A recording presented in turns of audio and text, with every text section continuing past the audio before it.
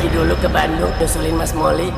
Kamu jaga rumah ya, nggak usah teleponin ayah. Ayah bakalan lama pulangnya. Oke gitu aja.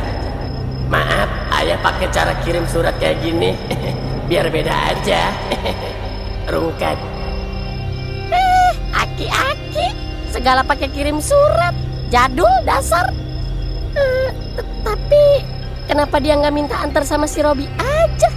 Terus ngapain juga berangkat malam-malam? Kayak nggak ada besok aja. Suasana di rumah mendadak hening setelah surat dari ayah ditemukan di meja ruang tamu, meninggalkan tanda tanya besar di benak Yot dan teman-temannya. Mengapa harus pergi ke Bandung secara mendadak dan di tengah malam buta seperti ini? Robi mencoba memecah kesunyian dengan mengamati kembali tusuk konde antik yang tadi ditemukan Yot di dekat gerbang. Benda itu tampak memancarkan kilau redup yang aneh, seolah memiliki sejarah panjang yang terkubur bersama rahasia rumah tua tersebut.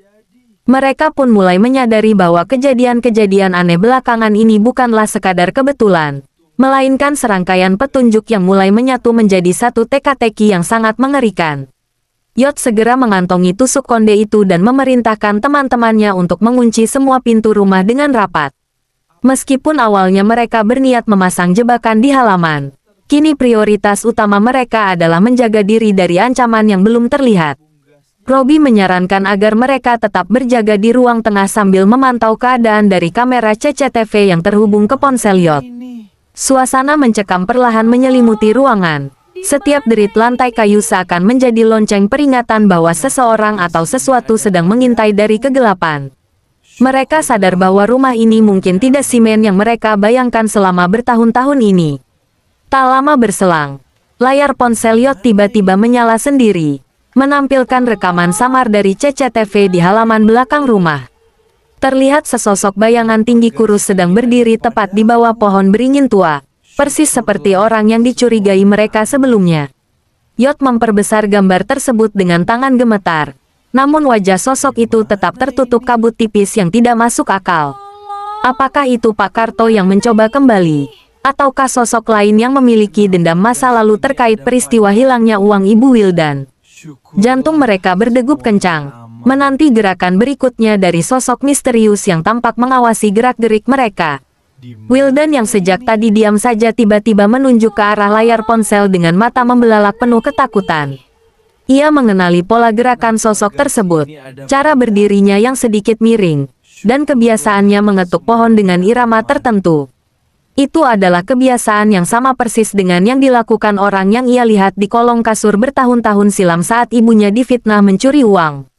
Keringat dingin mulai bercucuran di dahi mereka semua, menyadari bahwa musuh yang sebenarnya bukanlah orang asing, melainkan seseorang yang sudah lama menyusup di sekitar mereka dengan kedok sebagai sosok yang baik hati. Robi mencoba meraih sapu dan benda tumpul lainnya untuk berjaga-jaga jika sewaktu-waktu ada upaya pembobolan paksa ke dalam rumah.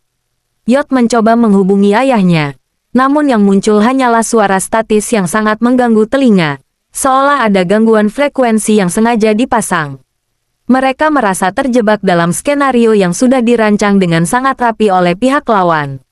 Setiap langkah yang mereka ambil seakan sudah terbaca oleh sosok di balik pohon itu.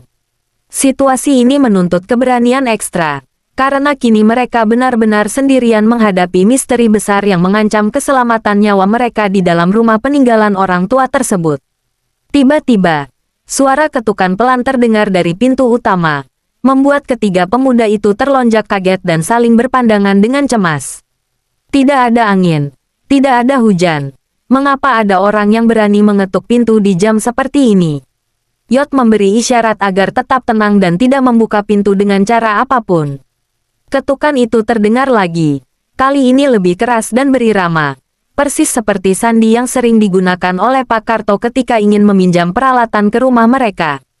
Ketakutan mereka memuncak saat menyadari bahwa sosok di luar sana mungkin tahu mereka sedang berada di dalam rumah.